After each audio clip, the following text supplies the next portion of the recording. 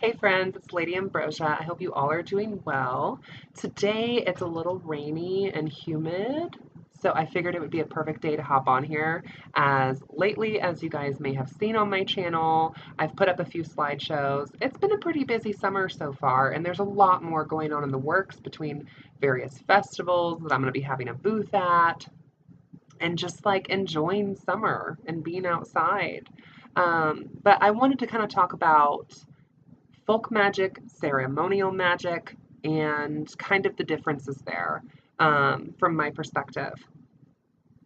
So to me, folk magic is much more earthy and grounded, whereas ceremonial magic to me is more cosmic and more airy, so to speak.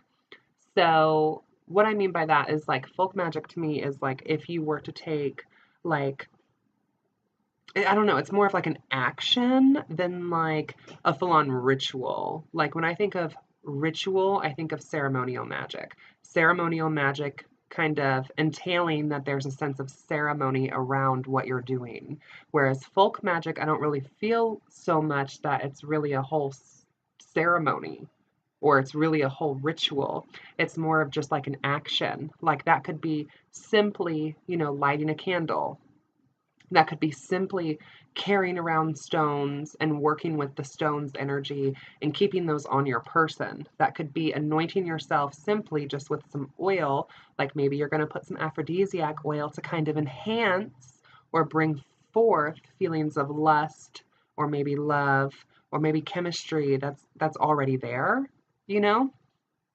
Whereas ceremonial magic to me seems more about invoking the elements or gods or guides or ancestors and what working less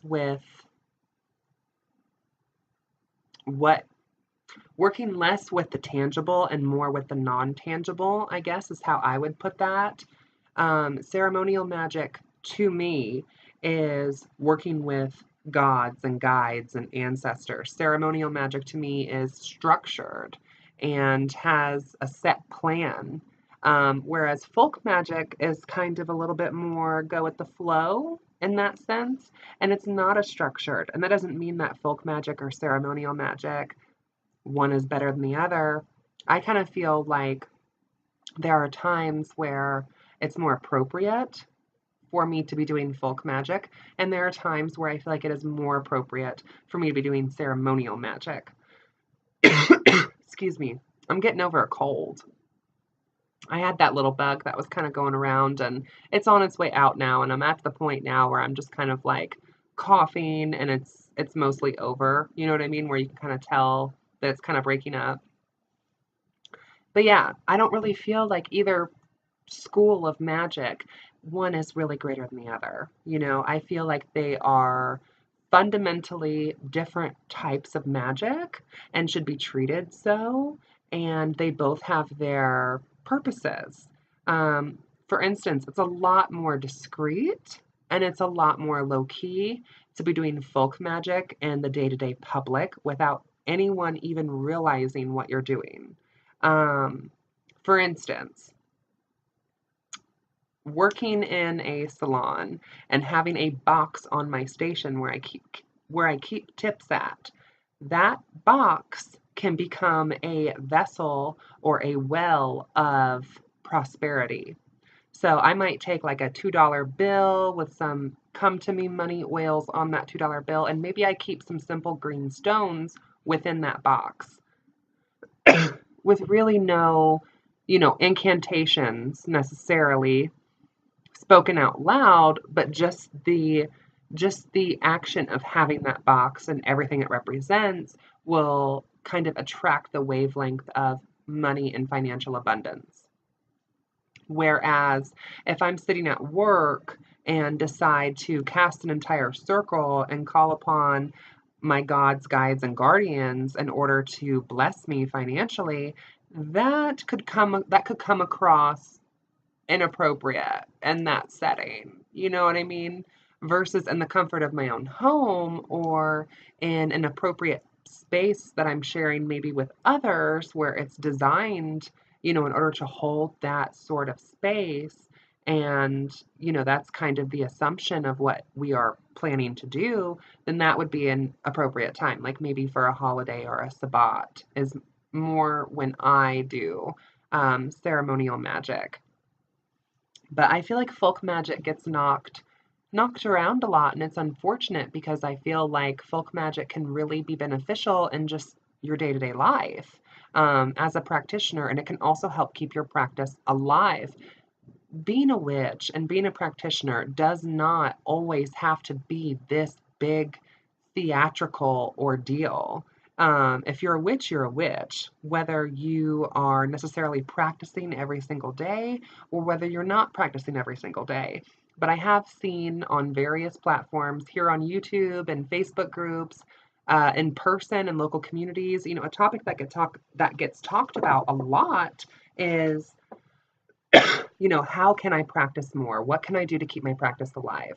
I feel like folk magic is one of those answers. I'm not saying it's your only answer or your only choice to help keep your practice alive. There's various things that can be done to help fulfill and maintain a practice, like divination, pulling one card a day and meditating on that one card throughout your day and seeing kind of what signs, symbols, and omens fall within that card. Whereas folk magic could be another way. Just like I mentioned divination, folk magic could be another way where if it's a work day, maybe you have a lucky stone or maybe you have a special talisman that you could enchant and put on your person, whether it be around your neck or tucked into your bra or your purse or your pocket or your wallet. And maybe an action that you could do, each day, every morning before you get ready to go to work is adorn yourself with that talisman of financial abundance or luck or protection, depending on what your needs might be. Maybe your needs aren't so much financial abundance, though I feel like who doesn't always want more financial abundance?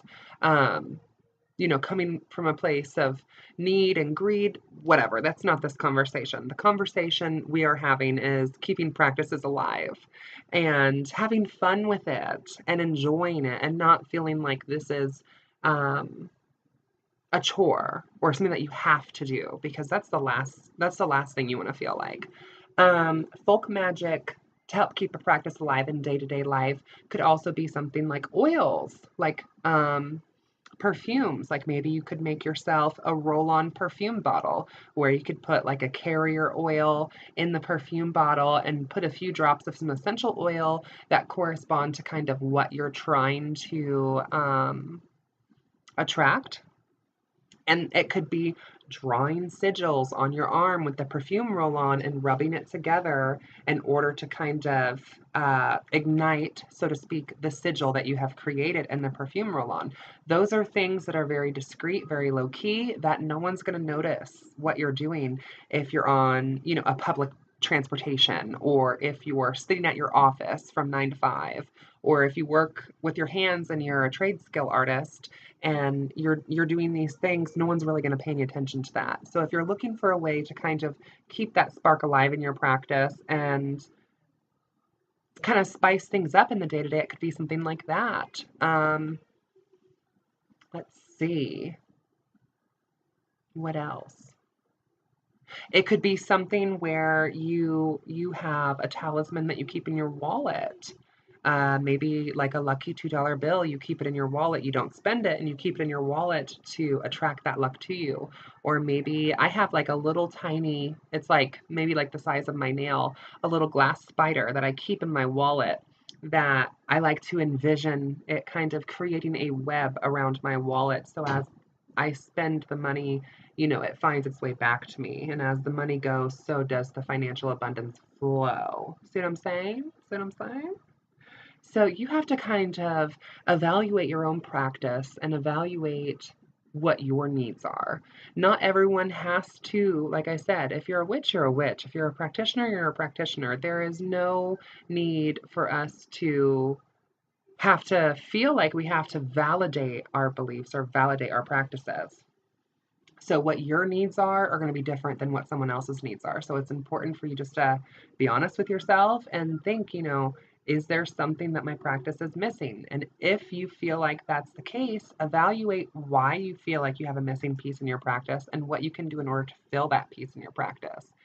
Um, and if we're talking about keeping the spark alive, I'm telling you, really think about the folk magic because it's something nonchalant and discreet that can just kind of be done, you know, in your comfort zone without feeling like you're really having to put yourself out there. So I hope all of you guys are doing well. And until next time, brightest blessings.